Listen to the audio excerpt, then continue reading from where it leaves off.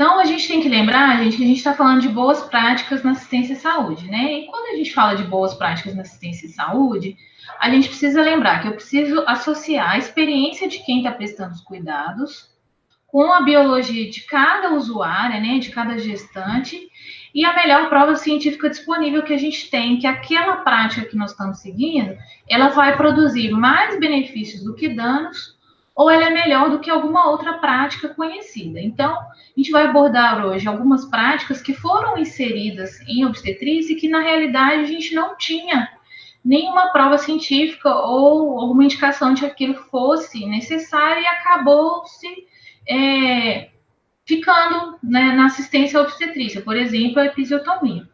Um ponto que a gente precisa lembrar de que um parto que é centrado na mulher, a gente tem que lembrar que é ela que sempre teve, tem e terá o poder. Não adianta, né? Por mais que eu queira inserir a minha experiência, se a mulher não estiver no centro do cuidado, essa assistência ela não vai ser eficaz e efetiva como quando a mulher é o centro do cuidado. Uma das coisas principais que a gente tem de dúvidas com relação ao período expulsivo é quanto tempo esperar, né, Edson? E aí a gente tem que fazer uma diferenciação entre o que é, lembrar da diferença entre o que é dilatação completa e período expulsivo. Né? Há uma confusão muito grande em que quando a mulher atinge a dilatação, a partir desse momento a gente já conta como um período expulsivo, que na realidade não acontece. A gente tem que colocar essas definições do período expulsivo, né, entre a fase inicial e passiva, estão disponíveis nas diretrizes do CONITEC, né, nas diretrizes para assistência ao parto normal, a fase inicial ou passiva e a fase ativa. A fase inicial ou passiva é aquela em que a gente tem a dilatação completa do colo, porém ainda a mulher não tem a sensação do puxo involuntário, ou aquela parturiente que está com analgesia e a cabeça do feto ainda está um pouco alta na pelve. Diferente da fase ativa, em que a gente já tem a dilatação total do colo, a cabeça do neném já é visível, e a gente tem as contrações de expulsão e um esforço materno ativo em fazer os puxos voluntários. Então, essa é uma importante definição para que a gente não tome condutas que não se fazem necessárias. Outra coisa que a gente pode abordar também é a posição no segundo período. Quer falar um pouquinho disso, Edson? Pode ir. Podemos seguir. Isso, então, isso é um assunto que desde a conferência em Fortaleza, né, em 1985, ou seja, mais de 30 anos atrás, a gente já vem discutindo. E uma das posições é de que a posição de litotomia ela não deve ser utilizada. Sabemos que quanto mais confortável a posição para a mulher e quanto mais verticalizada, menor vai ser a duração desse trabalho de parto, né? Existem já estudos. E também ela vai se sentir mais confortável e mais realizada com esse parto. Esses resultados, gente, nós temos que fazer diferenciação também entre a mulher com anestesia e a mulher sem anestesia peridural, de analgesia, né? Mas os estudos comprovam que há uma redução, né, na segunda fase do trabalho de parto, uma redução nas taxas de episiotomia e também a redução no parto vaginal assistido. Existe, né, um pouco, assim, os estudos ainda falam, né, sobre um maior risco de perda superior a meio litro e um aumento dos riscos de laceração de segundo grau, embora os estudos não sejam conclusivos quanto a isso. Com relação aos puxos também, né? Se a gente vai dirigir os puxos ou se serão puxos espontâneos, o que mais se ouve, né, nas maternidades que continuam com assistência tradicional é falar com a mulher para que se faça força, né? Fazer força de cocô, força porque ela tem que ajudar o bebê a nascer. E é sabido que para aquela mulher, gente, a gente tem que fazer a diferenciação para a mulher que está tudo bem, né? Não tenho nada que mexer nesse trabalho de parto, aquela mulher que o bebê está bem, a mãe está bem, não é indicado que a gente dirija aos puxos, a não ser que houve, por exemplo, uma mulher com analgesia. Nós temos que fazer, não importa, a gente precisa fazer a diferenciação entre o que está normal e o que está patológico. Isso é uma das coisas principais, não só no período expulsivo, mas em todo o trabalho de parto. Quando é necessário que nós façamos uma interferência nesse trabalho de parto ou não. E os puxos, gente, eles devem ser, se não houver, né, nada em contrário, eles devem ser espontâneos. A mulher vai sentir força, né? Não há necessidade, vai sentir vontade. Não há necessidade da gente guiar esses puxos. Fala um pouquinho da proteção. Fala da proteção também, né? Bom, posso falar? Pode. A proteção, então, a gente está só listando aqui algumas das intervenções ou das formas de manejar o segundo período que são importantes e que levam dúvida aos profissionais que atendem parto. E uma das questões também muito relevantes é a técnica de proteção perineal. Por muitos anos, durante todo o século XX, foi entendido que a episiotomia era uma técnica de proteção do períneo, proteção contra lacerações graves. Hoje, a gente sabe muito bem, a literatura mostra que a episiotomia, ela não é uma técnica adequada de proteção perineal. Na verdade, ela pode até aumentar o risco de lacerações graves do períneo. O que fazer, então, para proteger o períneo? Essa é uma discussão muito antiga, e que talvez até hoje não esteja bem resolvida. Talvez a grande controvérsia esteja entre colocar a mão no períneo para fazer alguma coisa, que a gente não sabe exatamente, ou simplesmente não colocar a mão no períneo, de nenhuma maneira.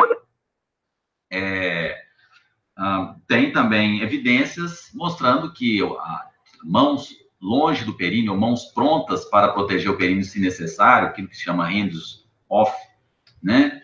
É uma forma legítima e também muito adequada de assistir o segundo período do trabalho de parto. Na verdade, isso como eu falei, é uma coisa muito antiga. Inclusive tem um estudo, um texto de 1896, mostrando que naquela época as pessoas já faziam uma verdadeira miscelânea de técnicas. E hoje a gente ainda vê muitas intervenções sobre o períneo que são completamente desnecessárias. E, em geral, essas intervenções elas têm duas fundamentações. Uma, isso eu me lembro ainda quando residente, é de que a gente colocava a mão no períneo, aquela manobra de abaixar o períneo posterior, que aquilo ali desencadeava um reflexo de Ferguson, isso estimulava o puxo. Isso é um argumento bem fraco, né? Depois a gente pode até falar exatamente como que foi descrito esse reflexo de Ferguson. E a outra é botar a mão no períneo de alguma maneira para proteger contra a laceração. Existe também uma manobra muito antiga, que ela ainda é utilizada com as suas modificações, que é a manobra de Hittgen, caracterizada por uma mão no períneo posterior. Originalmente ela foi descrita como posicionar a mão entre o ânus e o cóccix e fazer uma manobra de expressão do queixo do bebê no intervalo da contração, além de uma mão no períneo anterior para retardar a deflexão fetal. Mesmo essa manobra, como eu disse, ela ainda é utilizada com várias modificações, também não tem evidência clara de que ela seja útil. Eu acho que o que precisa ficar claro, Edson, é que a gente não tem evidências de que epísio protege o períneo. Não, pelo contrário, eu acho que isso é uma coisa que não precisava nem de estudos para falar isso para a gente. Como que eu protejo alguma coisa já cortando, né? Então, assim, não vai prevenir nem laceração de terceiro e nem de quarto, pelo contrário, é fator de risco. Não vai proteger o bebê, diminuição, por exemplo, para questões perineais, pelo contrário. Então, isso é uma coisa que tem que ficar bem clara de que epísio não vai fazer isso, né? Não vai ter influência sobre a morbidade materna, não vai ter sobre o bebê. Então, assim, não existe indicações para a episiotomia de rotina, né? Essa questão de proteção do períneo tem nesse mesmo artigo que eu citei, é muito curioso, o autor, ele até falando um pouco de ironia, ele estava ironizando as manobras de proteção do perímetro existentes na época, que eu acho que continua muito atual isso. Ele falava o seguinte, né, com essas manobras de proteção, Deus me proteja de quem... Não, Deus me proteja de quem quer me proteger dessa maneira. Realmente, esse tipo de proteção, que é uma proteção que mais agride do que protege. Então, Deus nos proteja de quem quer nos proteger dessa maneira. Acredito que, assim, quase que todas as intervenções, elas vêm por conta de uma coisa que não é realizada de forma correta no período expulsivo e talvez até durante todo o trabalho de parto, que é a monitorização fetal, né? Então, assim, a pressa em que o bebê nasça, a pressa em que o parto termine, digamos assim, porque se eu não monitoro, eu não sei como está esse bem-estar fetal, né? Então, quanto menos tempo ele ficar no períneo, menor será a chance de que algo aconteça. Mas quando a gente acompanha, né, quando a gente parteja, que você tem a certeza de que esse bebê está bem, muitas dessas intervenções, quase que todas, elas não serão realizadas. Por quê? Porque você tem a segurança em continuar com a condução do trabalho de parto sem que haja intervenção. Outras duas coisas também que a gente poderia falar aqui do período expulsivo é a questão do suporte social, né, que não seja pelo provedor dos cuidados, e também sobre a ambiência.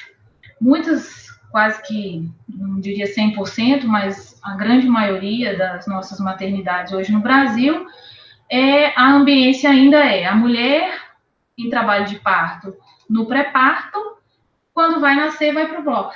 Né? Então, assim, você quebra toda aquela continuidade do cuidado, e aí posição de litotomia. E isso, gente, é uma coisa que a gente tem como contornar, mesmo para aqueles lugares. Kelly, Edson, eu não tenho banquinho, eu não tenho uma mesa de parto que seja adequada. Existem várias posições, por exemplo, de cócoras, em que não é necessário nada. Né? A gente não precisa de um banquinho, não precisa de uma mesa que levante, dobre, mas que você não precisa colocar a mulher em posição de litotomia. Então, se a gente não tenha um PPP, né, de pré-parto, parto, pós-parto, pelo menos que ele seja PP, seja o trabalho de parto, e não o que acontece hoje. A mulher em trabalho de parto até que se complete a dilatação, e completou a dilatação, vai para o bloco, e aí toda aquela cascata de intervenções que a gente já conhece. Posição de litotomia, diminuindo a oxigenação para o bebê, e aí eu começo a intervir, que na realidade tudo causado por intervenções que nós fizemos. Eu acho que, em relação a período expulsivo, o grande objetivo das maternidades seria não mudar a mulher de local entre o primeiro período e o segundo, porque essa necessidade de transferir uma mulher de um local para o outro realmente compromete completamente até a nossa, ou acaba gerando necessidade de intervenções que são totalmente dispensáveis, a começar pela própria realização de toques em excesso, porque como quando a gente tem a necessidade de transferir de um lugar para o outro, nós passamos a ter uma necessidade de identificar o início do período expulsivo. Isso nos deixa obcecados, a gente tem que saber se está no início do período expulsivo para transferir de um lugar para o outro. Enquanto que se essa necessidade não existe, essa necessidade de identificar a dilatação e a altura da apresentação, ela fica menor. Nós podemos utilizar, claro que reconhecer o início do período expulsivo a partir da dilatação do colo e da altura da apresentação é importante, mas a gente pode se utilizar de outros sinais que também são relevantes, a começar do próprio puxo,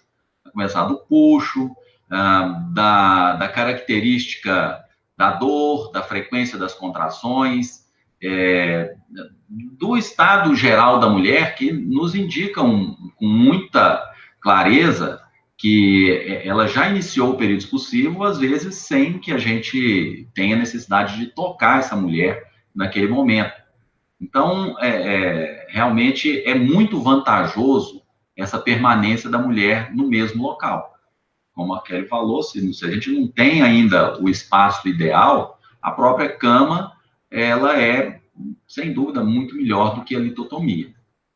E como o Edson disse, assim, não vai ser o toque, eu tenho outras formas de definir, né, Edson? A mulher muda completamente. Então, quando a gente parteja, quando a gente acompanha essa mulher, e ela não fica simplesmente sozinha num pré-parto, em que alguém vai de hora em hora, de 2 em 2 horas ao BCF, vai perceber que essa mulher se encontra no período expulsivo, né? Porque muda a vocalização, muda a posição da mulher, muda várias coisas que a gente consegue definir quando você faz um acompanhamento mais próximo da mulher.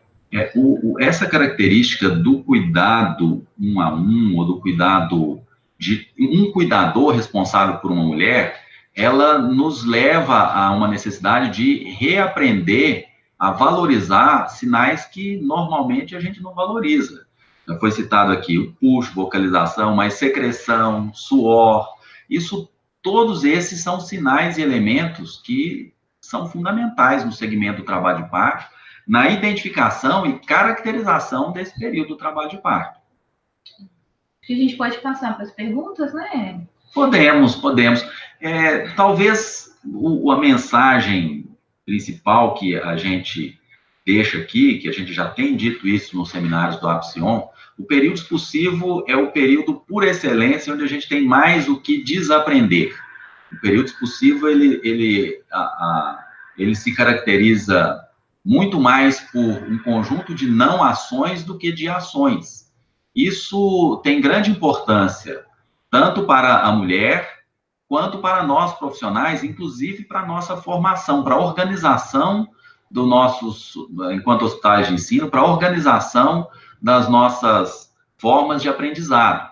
É uma queixa muito comum entre hospitais, em hospitais onde existe residência médica, por exemplo, e onde está entrando a residência de enfermagem, de que a enfermagem ou as residências de enfermagem vão tirar ou roubar o parto do residente de medicina. Isso não é verdade, isso nem é possível, não tem como uma pessoa roubar o parto de outra, né? Um profissional roubar o parto do outro, mesmo porque nessa fase do trabalho de parto, não há o que fazer, a não ser escutar o BCF e aguardar o nascimento do bebê. E isso pode ser feito perfeitamente por 2 pessoas. Aliás, isso que seria, do ponto de vista de organização da assistência, seria o padrão ouro, a gente ter 2 profissionais acompanhando essa mulher no período expulsivo. Então, é perfeitamente compatível o aprendizado, mesmo do ponto de vista do aprendizado, de um residente médico, uma residente de enfermagem, um residente médico e uma enfermeira. Isso é muito importante nesse momento em que a gente está tentando organizar os serviços para o aprendizado, ou reaprendizado, ou desaprendizado, que a gente quer. Lembrando que nós estamos falando aqui de mulheres e bebês de baixo risco em que não há nenhum problema durante o trabalho de parto, né? Que é a maioria das mulheres, né? Ou seja, como o Edson disse, a gente vai precisar acompanhar o bebê, o nosso papel lá, garantir de que essa monitorização está sendo feita, que esse bebê e essa mãe estão bem, e aguardar. É o que nós precisamos fazer.